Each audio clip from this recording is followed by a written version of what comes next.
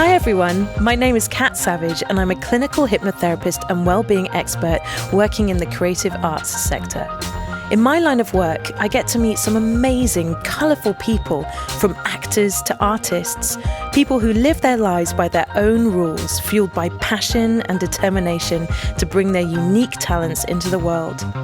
I wanted to discover what it took for people to leave the usual 9 to 5 and hop on a dream, to capture their bravest moments and share these meaningful conversations with you, so that together we can explore the ideas, emotions, and moments that could potentially change our lives too. The Brave Moment podcast starts now, in the middle of the COVID pandemic, probably the bravest moment not only for my guests, but for the whole world. So let's keep talking, have some fun, and enjoy the show.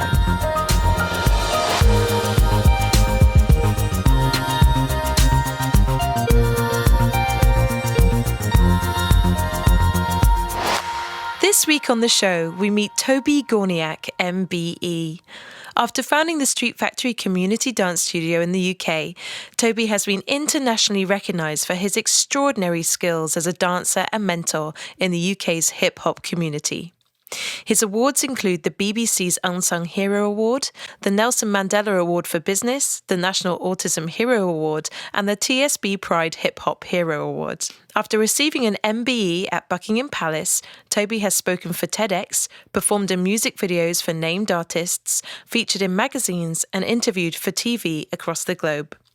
We talk about his life's philosophy, chasing your dreams, whatever the cost, the importance of remaining positive, and of course, his passion for hip-hop. From Refugee to MBE, it is with great pleasure that I introduce you to the notorious Toby G.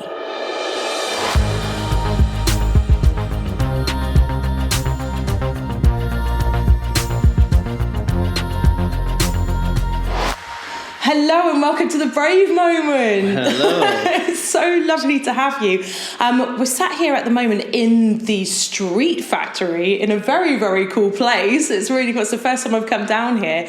How long have you had this place? So this place we had now for 3 years. Yeah. So we had this building for 3 years right now, yeah. Oh my goodness. And how has your teaching developed in this space? Oh, amazingly, especially having your own home, your own house. Yeah. And especially people that come here feel like part of your family, so you're really relaxed. It's a really great environment, and especially this space at the minute allows you to do anything and everything, and that's the beauty about this place. And I love that you extend this family space, as it were, to pretty much everyone in Plymouth. Talking of family, though, I want to take you back to your childhood. What is the strongest memory you have of your childhood? I think one of my strongest memories is one day having a disagreement with my mum about everything, and getting out the house, and where we lived, right across from us was a church. And looking at the church, remember the time, remember the date, and going, I'm not going to live this type of life. Wow. And that was from a child making a decision, really, really strong decision in my life. And I'm living it. That's amazing. Whereabouts were you? So I was born in Poland. So that was in Poland, in my city called Bielsko-Biała. And it was a afternoon, it was a Saturday. My mum told me off for something, and there was other stuff going on, and I was just ran out of the house, looked up on the church, because we're quite a religious family, we're brought up. So I looked up the church and spoke to God, and I said, God, I'm not going to live that type of life. I want a better life. And it's amazing to be here right now and even talk about it, because that was a decision I made when I was really young. And that's crazy to make a decision that young and now to live it. It is a rags to riches story, isn't it? What smell reminds you of home? Oh, food. I love food. Food with me is one of my favourite things. Food is like, I think because it was so important to my mum and to our culture, food was like, when you walk in somebody's house, someone offers you a cup of tea in England. Back home, it was like food. And if you didn't eat, you're like, were really rude to the host. Do you know what I mean? So you had to eat. And the worst thing was, imagine if you went to 4 or 5 houses during the day. You had to eat till 4 or 5 houses. So I think for me, the smell home would be food, because it just, it makes you feel happy. One of my favourite things, one of the Polish dishes is pierogi. Mm-hmm. Oh my God, it's like a pastry, but like a pasta pastry. Ooh. With cheese and they got like a goat cheese with potatoes and onions and herbs, and it's all done into like a little half moon. Oh, beautiful. Sounds delicious. You're making me hungry. And especially since before this interview, you were telling me how you are actually, you're not eating at the moment, are you? Yes, I'm fasting. So I fast from 12 in the afternoon. From the 8 o'clock in the evening to 12 in the afternoon. Then I can eat all day, but then I fast in those times. So that smell of home, that smell of food right now must be so delicious in your mind. Definitely. I love it. So obviously you had that moment in front of the church saying, I'm not going to live that type of life. When did you discover then that you could dance? I think that was something that happened when I was really young. But it's something that I think in our families and our culture was part of who we are and what we do. So it wasn't nothing extraordinary. It wasn't nothing special because we all did it.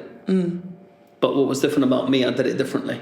So I used my Romani Gypsy tradition dance of style, but then I've learned hip hop. And I kind of integrated both of these things together. So I had my own little edge and own little twist to it. And I think that is what was the kind of different thing about it. That's really cool. So obviously you've just mentioned that hip hop was quite a big deal when you were younger.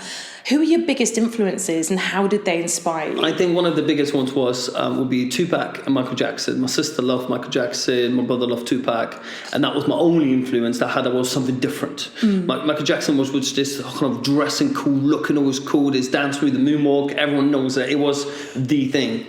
But then when I've got involved with and learned about Tupac, I was like, yo, this is cool, this is really nice, do you know what I mean?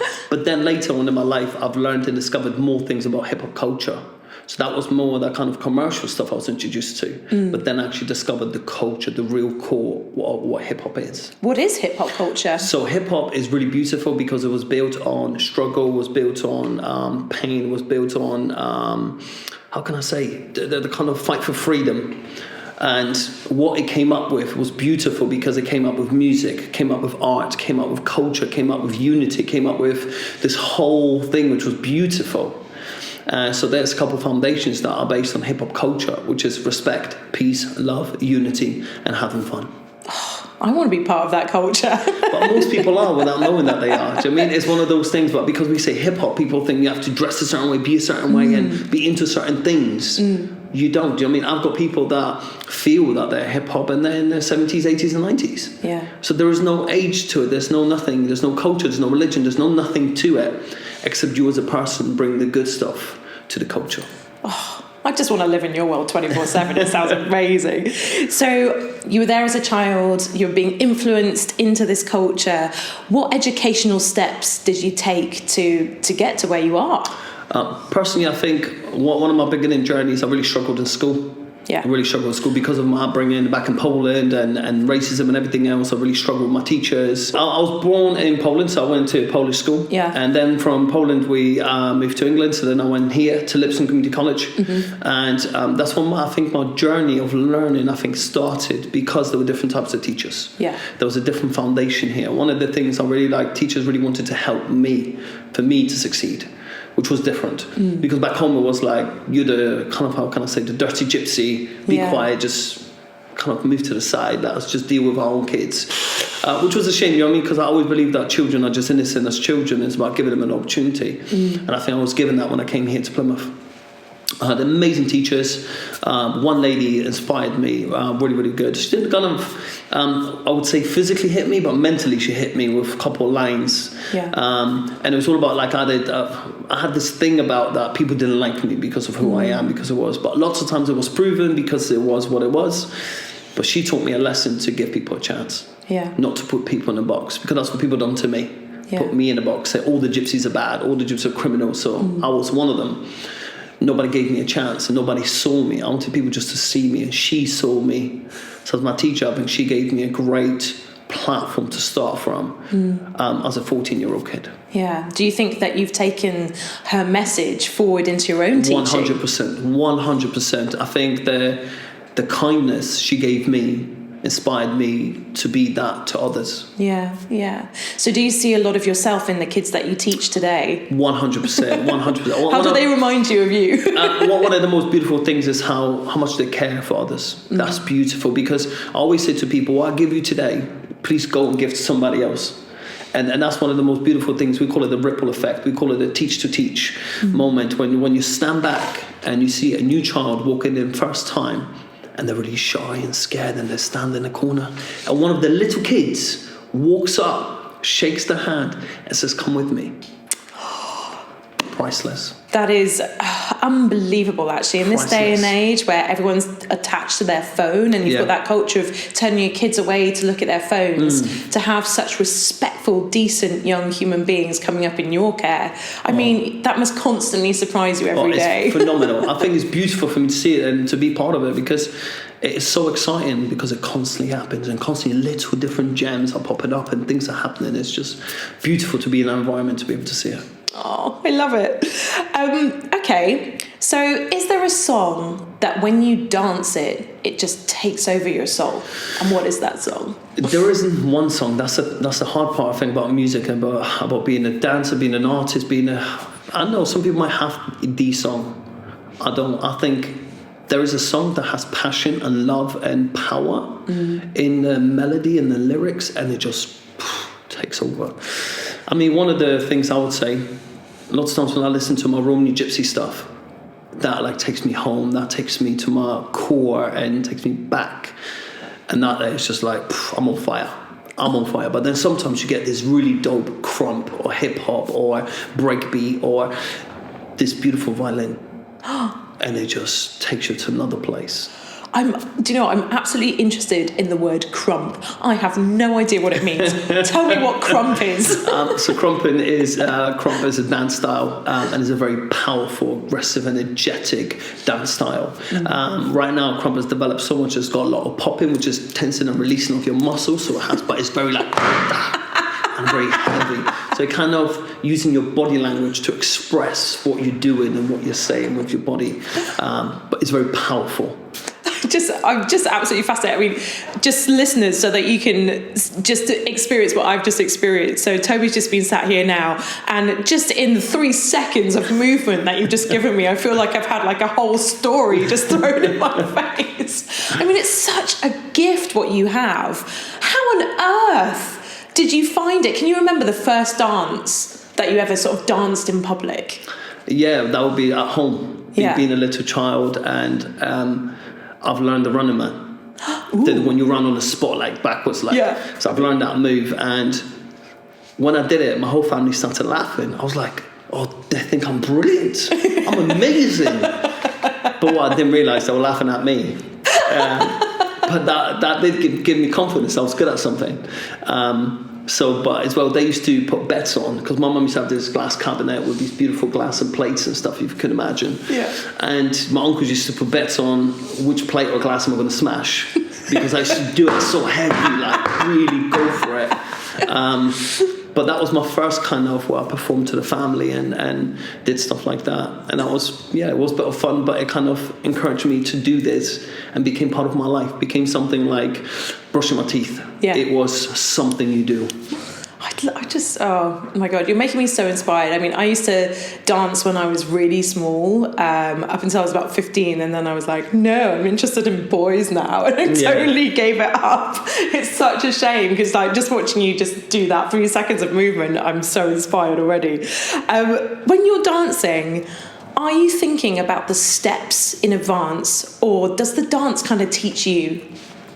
See, the thing about dance for me personally, it's in that moment, it's the situation you're in, which is the space, the sound, the music, the feeling I carry from the day, the clothes I wear, the shoes I have on, because that makes a big difference to me. Like if I wear these, I want to crump, I want to be heavy, I want to be stomping. What shoes do you have boots, on? Yeah, like wearing big boots. Sort of, so then you want to be stomping and be heavy, and you know what I mean? That kind of inspires you to do that. But it's always about the moment for me. It's being in the moment, lose everything. Get lost in the spot. So imagine you're in a dark room and there's one spotlight, and that's what it feels like. When nothing else matters, is this moment.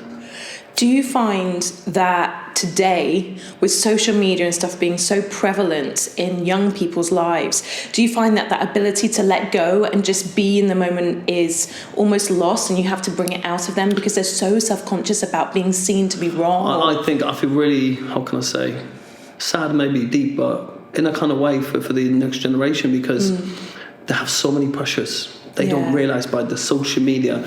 Well, what we see in social media is perfection.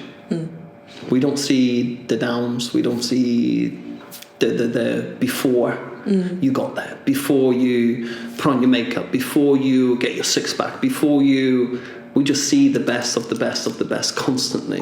And then we put ourselves against that. And that's quite hard, I think, for the next generation of our young people. So yeah, it definitely takes time to let them believe in themselves, to believe that they're great and they're awesome at what they're doing, not to compare themselves to others.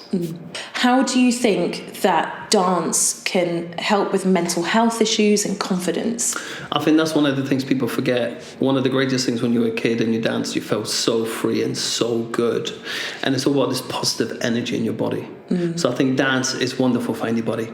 Just play some music in the kitchen while you're cooking or doing anything or working, or take a 5-minute break. Just play a song, turn it up, have a little boogie. Nobody cares because nobody's watching. It's just you in that moment in space. And enjoying, I think, is so important because it creates and creates the energy of that positive vibe in you. And it just makes you happier and just makes you forget for that moment in time, and it makes you something stronger to be able to deal with stuff in the world because you did something for yourself. We're always doing something for everybody else because there's a mission. I need to do this because of that. I need to do this because of this. I need to do this because it's my job. But I'm just tired. I just need a little break. And sometimes people forget just playing a song, having a sing, having a dance. It just makes you feel so happy. I'm going to do that when I get back from this interview.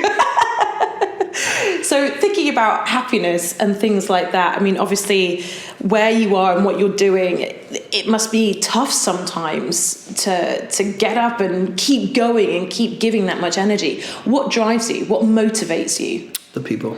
Yeah. That's one of the things. I'm one of them. You know, I came from a tough background. I came from hardship, and I know what it feels like to be there. And I've made a decision, like I said, when I was younger, to live a better life. And I think for me to live my better life, it's always being positive. Always seeing the greater, the better, the more positive, the more happy. There's always something good to look at.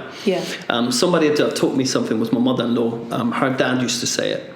And something really beautiful, and I use that in my teachings. I'm about to write a book, and I even put that in the book because I think it's just phenomenal. In life, we have choices. Good, bad, happy, sad. Which one do you choose today? And that's just so beautiful and so simple to me because it is a choice. Sometimes your circumstances cannot change. You can sit and cry about it, or you can sit and laugh about it. But no other way your circumstances is going to change. It's your choice in that moment in time. And that's hard sometimes because sometimes you're in a really difficult situation and you do not want to smile, but then you don't have to cry. And it's this whole thing about making choices on how we react to the world that's around us. I can't wait to read your book. I mean, what's it going to be like? Is it going to be your backstory? Is it going to be... The first one I'm writing is a self-help book. So a book with tools and things I've tried and things I've succeeded in and things I've tested and I know they'll work. And anyone that takes this book and puts themselves 100% into this book, the life is just going to entirely change for their own good, for their own way. So it's not telling you how to live, but it's giving you the principles, how you can help yourself to live the life you want to live. And sometimes it's about helping you to discover how and what life do you want. How do you want to live that life? Because sometimes you just never ask that question. Talking about things like that, and obviously the self-improvement, self-help side of things, how do you deal with those really big internal questions? So there's things like, you know, when people feel like they're not worthy or that they're not valid in the space that they're in. I mean, what would you say to yourself in that situation if you were having those thoughts? I think to any person who'd ever had these thoughts, I definitely did. When I was younger, I've never felt good enough because people couldn't see me. But nobody could see me because I wasn't being truly me. And I think everything, we've heard this a million times, it starts with you. It always just does. It's there. So one of the things we do in the principle, and when we ever start anything, is start with ourselves. And it's something simple as, how do you have your cup of tea? Sugars, no sugars, milk, no milk. Have you ever made that decision, or have you just copied because that's what your family does? I drink coffee. Why? Because the rest of my family does. And I never realised, but I do because they do. Yeah. But have you ever made a decision? And that's what we're teaching in this book, is about you. This is all just you, because it starts with you. So how do you have your cup of tea? Okay, how do you brush your teeth? I never thought about it, I just do it. But I never thought about it. And it's those simple decisions. Once you start making decisions and choices in life, it empowers you. Yeah. And everything is about empowerment. And one of the biggest things is love. It's the most important thing in the world. I know people that went through horrific things in their lives, but just by receiving love, they've changed their entire perspective, their life, the way of life, and everything they do. And I know love is important. Self-love, that's where it starts. Again, it starts with you. If you can love yourself, you can love anybody else. It's, listening to you now, I mean, in my mind, I'm thinking of people like the Dalai Lama and Martin Luther King and all of these people that have been through terrible things. Yes. But because they've loved their way out of it, they've ended up leading nations and influencing people on such a massive level. Talking of love, you have a wonderful, very talented wife, don't you? Yes, I do. How do you keep each other motivated every day? How do you build that strong relationship? What tips can you give for other people? I think one of the biggest things is our love. Do you know what I mean? We have that great love and that great respect for one another. I think something I heard very often when I was younger, something about putting your woman on a pedestal, don't put her on a pedestal, all this competition, all this stuff. And then I realized these guys all had it wrong. If you put your woman on a pedestal, she puts you on a pedestal. If she becomes your queen, you become her king. And that is the key to love, respect, that unison that you have in your relationship.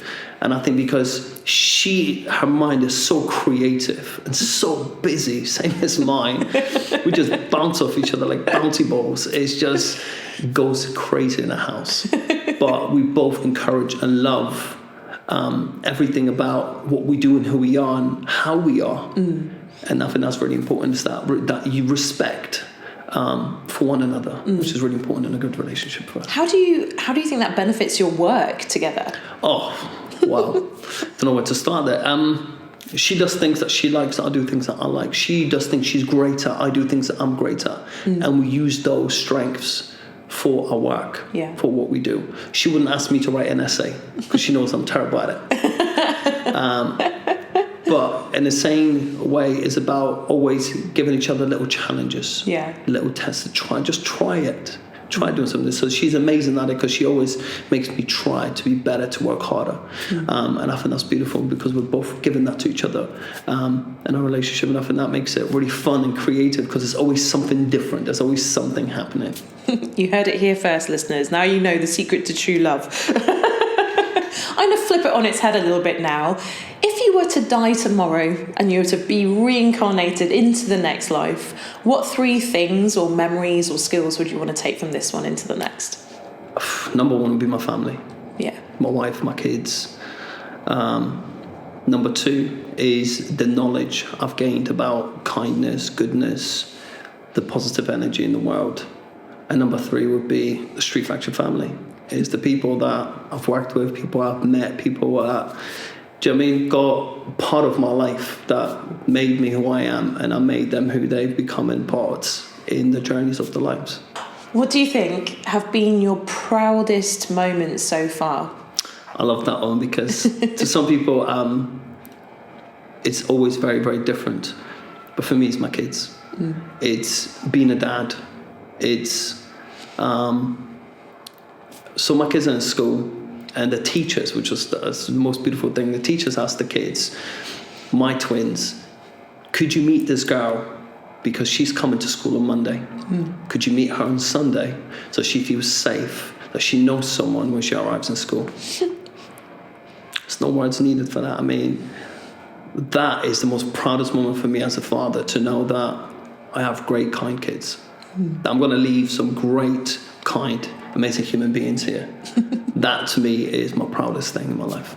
Okay, so obviously your proudest moment is with your children, but what do you consider your bravest moment? That's a tough one, because I never considered anything I did was brave. I just did it. Yeah. There's no consideration. It's just doing. I'm a person who is a doer. I'm not going to talk much about it. I might tell you, okay, I'm going to do this, and then I'm doing it. That's the type of person I am. So I think with bravery, I think there's if anyone else maybe looked at my life, probably could count out many things that they would have seen brave. To me, sometimes it's what you had to do, what was the right thing to do. So there's probably many, many moments like that in my life. And I truly believe in doing the right thing. And maybe people call it brave. I just call it, it's the right thing to do. Yeah, that's what I would say. What advice would you give to young people that want to go into dance as a profession, and what do they need to look out for as their biggest challenges? 100%. Dance is beautiful. The creative world is always growing. It's always developing. There's always so much more people want to see because people are so interested in creativity and art and dance. One of the main things I would always say, get involved in your community. If you want to be a dancer, know everybody who's in the industry. Get involved locally, because one of the things I always say to people, how can I employ you? How can I work with you when I don't know you exist? Now, if you come to me as a kid, you get part of a team, part of a company, you performing, you're touring, you're doing stuff, you get all your experience. But during that experience, you're making contacts. So then you become an adult, you're qualified, you've done everything, and then you come up to me and say, Toby, I want to work. I would like a job. Wonderful. I've worked with you for 3 years. I've seen you work with me, you work with other companies, I've seen you doing stuff. And then people can go, actually, well, I know you. But sometimes people get stuck in the university, get stuck in the building, they hide, and then they come out with a degree going, hi. I'm like, hello. Who are you again? And that is the thing. So to anyone that wants to be in any arts or creative industry, be in the community, learn the people that are doing it already, meet them, build relationships. And everything I've learned in my life, it's all about relationships. So no matter what degrees, what knowledge, what skill you have, if you haven't got a relationship with anyone and nobody knows you, it's really hard to get in anywhere. Do you know what? It's so right what you're saying, because obviously I'm in the music industry myself, as is my husband, and I could have, after I left school with my A-levels, which weren't anything to do with music, I could have gone on to university, I could have done these things. And I can remember at the time that actually choosing not to go to university, instead choosing to go more down just the musical avenue, that was a big deal back then. Like it was as if people were like, what? You're breaking out of the norm? You're not going to go to university? So would you then, on the back of what you've just said, would you say that it's even necessary to go into sort of a mainstream educational practice with the arts? Or do you think it's better to follow your peers? You see, that's the thing. It depends on the person. It depends who you are as a person. Because I think some people are really brave and are hands-on and want to get the job done and get on and work hard. And some people are practical, want to take the time, want to understand things. So it works both ways. For me, I was the hands-on. I wanted to go and get it done, because when I left school, they told me there's a plumbing course. And I went up and started professionally dancing, teaching, touring, doing stuff. My job didn't exist. There was nobody else doing what I was doing in hip-hop. So I had to build it, create it, make it, which was double hard at the time, because you're always fighting these new things that you got to learn and discover as you go. But there's always so many different types of people that some like the practical, just like to learn and watch and understand the principle of how it works and then get to work. And some just want to get stuck in. But to anybody that will ever want to do anything creative, I always will say, get in and meet the people on the floor, the people on the ground that are doing the jobs already. Build your relationships. Such sage advice, absolutely sage advice. I want to talk to you a little bit about some of your great achievements. How did it feel receiving an MBE? Oh, mind-blowing. Tell us where you were, how you felt, what were you wearing, like who came to the table? It was a Sunday. Sunday's a family day for us. So Sunday we all go downstairs, pillows, quilts, TV, munchies, just chilling. Sunday. So wife said, I'll go downstairs and make us cups of tea. I said, all right, babes, I'll get the blankets, pillows, get the film ready. So as she went downstairs, she took all the posts. She always opens the posts in the kitchen. And all I can hear is her screaming. So right now, I'm excited. I'm like, yes, I've done it. All I'm thinking in my head, I've done it. And the only reason I'm thinking I've done it is because I play the postcode lottery. So I got excited. I was like, I've done it. We're in. Yo, it's all good. And she comes up, she said, you won't believe it. I'm thinking, okay, 2 zeros, 3 zeros, 4 zeros, what we got? And then Joe reads this letter, and I'm a bit stunned, going, what does that mean? so I'm not getting money? and she read this whole letter and everything, and I didn't understand it. I was like really confused, like I didn't get it what the letter was about. Best response to an MBE letter ever, by the way. Yes. So then I went on the internet, went on YouTube, watched other people receive it, read all about it, and I was like, wow. Then it kind of hits you and you go, wow, this is big. It's better than 2 zeros. Yes. But I didn't understand it at the beginning. I was a bit confused, like I didn't know what was happening. So from then, so we sat down as a family. Everyone started going crazy. Went and see my mother-in-law, told us, everyone went nuts. And then you got to keep it quiet. And then as we're going through Street Factory as a company, so we're going to our meetings to promote a company, to promote the building, what we're going to build here, what we're going to do. And people are like, don't worry, Toby, you get it, you do it, just keep on going. I'm like, thank you so much. I'm thinking, you just don't know. You just don't know what I've got. Do you know what I mean? And it's like, you have to hold it quiet. And then when we went up to the palace, it was mind-blowing. It's another world. Did you feel the honour of the place, or did you feel like I shouldn't be here? Because I know what I'd feel like. For me, it was this, my whole beginning. It took me right back to a child. I remember first time being told I'm not good enough. And then to be recognised with this was like, wow. So I had this genius inside of me since I was born. This genius, talent, this skill, this whatever you want to call it. And no one's recognised it. But now people will recognise it just because the MBE, which is such of a hard thing, because with it or without it, I still had that talent and that skill. But now being recognised, other people have to stop and just look. They'll have to see me. So yeah, it's beautiful.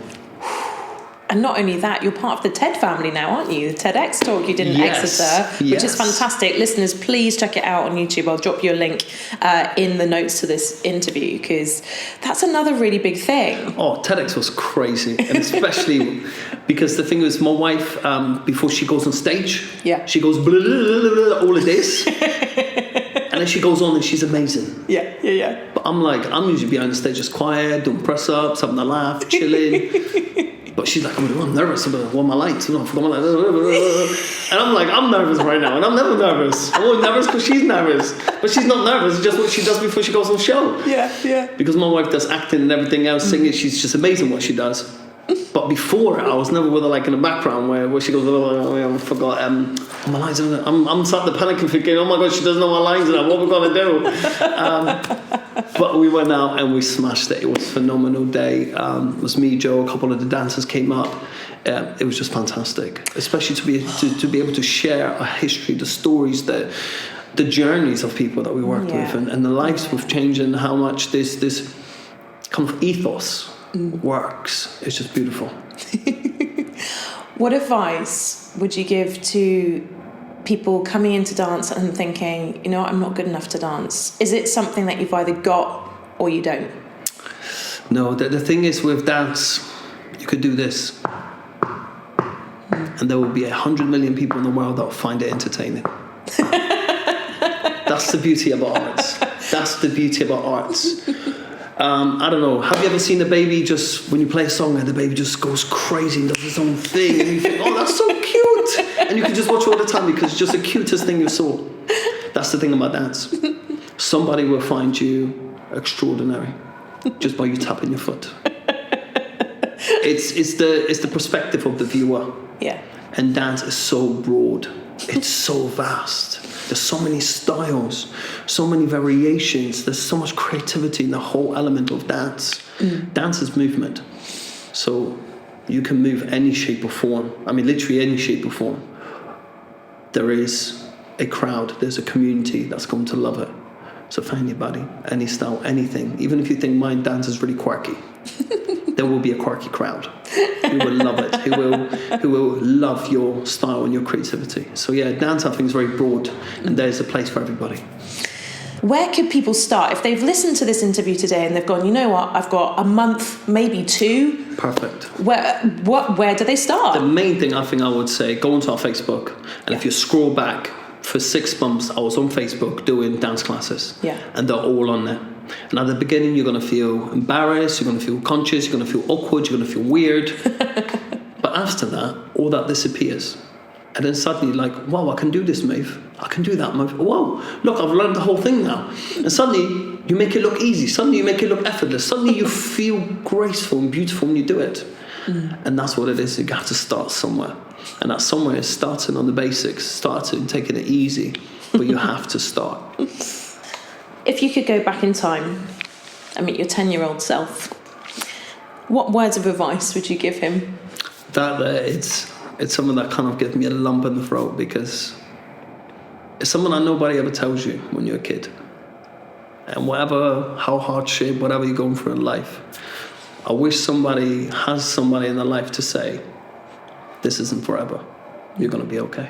What a great message to send to people right now in a time when things are being taken from them, not necessarily just in their everyday life, but obviously in the COVID situation. So finally, the last question I'd like to ask you is, what message would you like to give to the world today? It's a tough one to the world, but one thing I can tell you is this. All I can ask of you, listeners out there in the world, can you please do me a favor and try?